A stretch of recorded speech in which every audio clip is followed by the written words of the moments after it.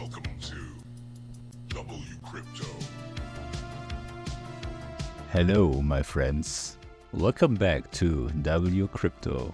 In the video yesterday, I warned you about a potential retest that we expected by analyzing the 4-hour time frame.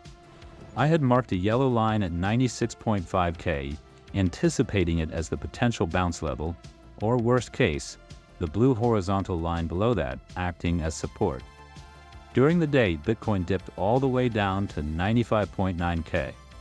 Interestingly, the yellow horizontal line at 96K served perfectly as support. The Heikin-Ashi candle showed a strong bounce off the blue horizontal line, adding confirmation that buyers are stepping in at key technical levels. During that dip, my long wave strategy, which has an 85% profitability rate, flashed a long entry at 96,316.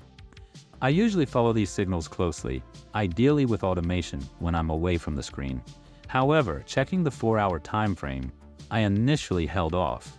But when a doji candle printed, I interpreted it as a trend reversal signal. The 4-hour chart had previously shown a bearish outlook. That doji flipped the script.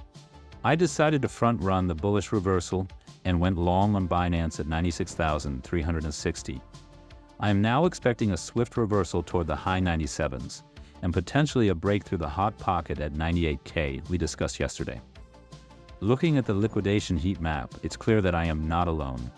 Many traders opened high-risk, over-leveraged long positions, creating hot liquidity zones around 95.5K and 93.5K.